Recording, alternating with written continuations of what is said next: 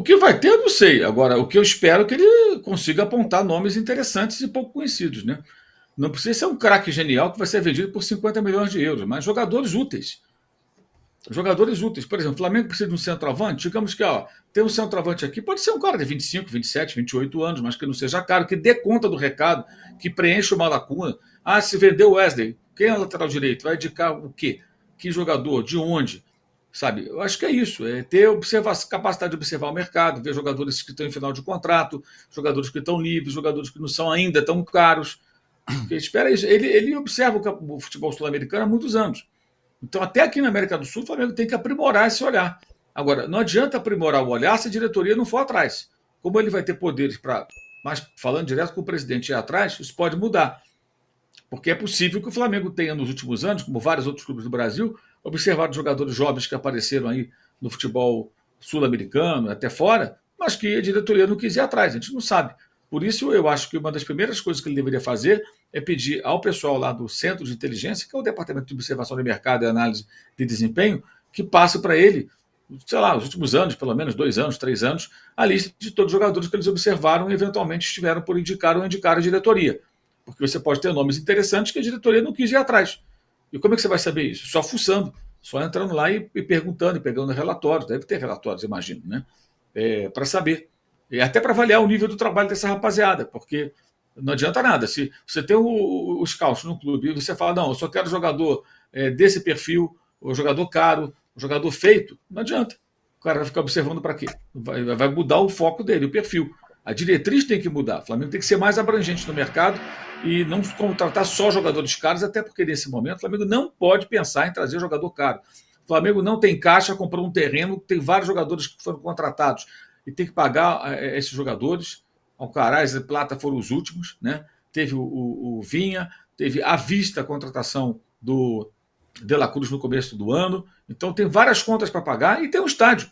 Então o Flamengo tem que dançar a música que está tocando. O elenco é forte, não precisa ir ao mercado de forma desesperada. O que o Palmeiras está fazendo é problema do Palmeiras, não é do Flamengo.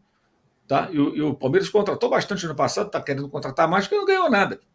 Então o Flamengo tem que viver a vida dele e parar com esse frenesi maluco. O que eu espero, como vai ser, eu não sei, mas o que eu espero é que ele mude esse perfil do Flamengo no mercado, que seja um time mais abrangente nesse olhar na hora de contratar.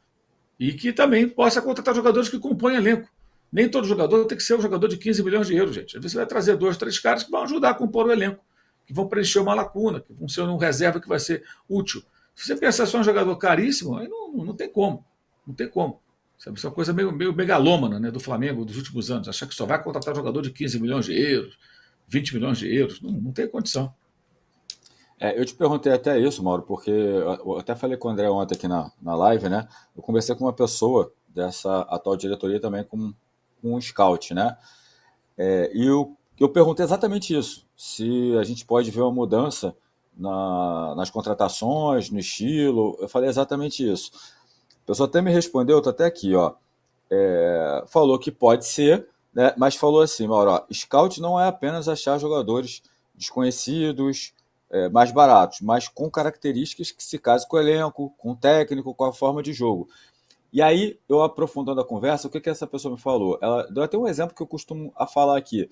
O Flamengo precisa de um jogador para tal posição. Tá, mas qual a característica dessa posição? Aí eu até dei o exemplo, ela concordou, que foi o seguinte: o Flamengo precisa de um lateral, né?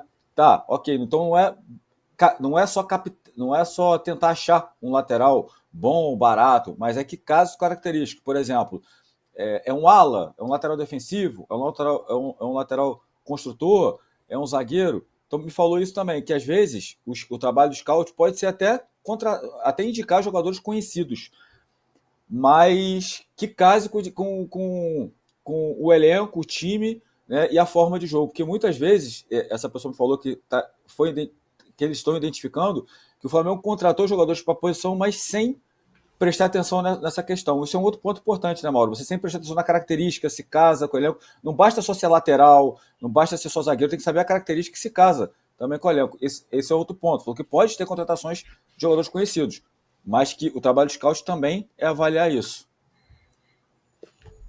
Tudo isso faz parte, né, de um pacote. Agora, eu acho que tem que entender a realidade financeira do Flamengo, gente. O Flamengo não pode mais fazer contratações caras. o Flamengo não tem mais caixa, o Flamengo tem compromissos a pagar e o Flamengo tem um estádio para fazer.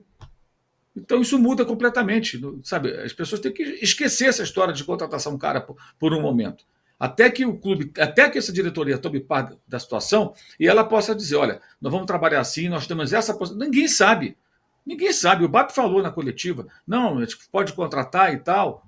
Ele não vai chegar e falar, não vou contratar ninguém no dia da posse. É um anticlímax. Mas ele sabe que, antes de qualquer outra coisa, precisa saber qual o tamanho do buraco. Então mudou a situação. E o Flamengo já contratou muito. Então, essa coisa de contratar jogador de milhões, deixa o banho-maria.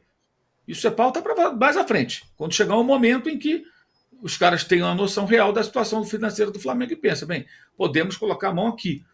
Esse pessoal que está assumindo é bem rigoroso com as contas. Tá? A tendência é ser o Flamengo muito com o freio de mão puxado nesse primeiro momento. E o estádio é sim. Não tem. Não vamos comprometer a nossa competitividade no futebol, mesmo com a construção do estádio. Cara, isso aí tem que gerar milhões e milhões, centenas de milhões de reais a mais de receita. É claro que o risco é muito grande de comprometer. Não tem como, cara. É evidente.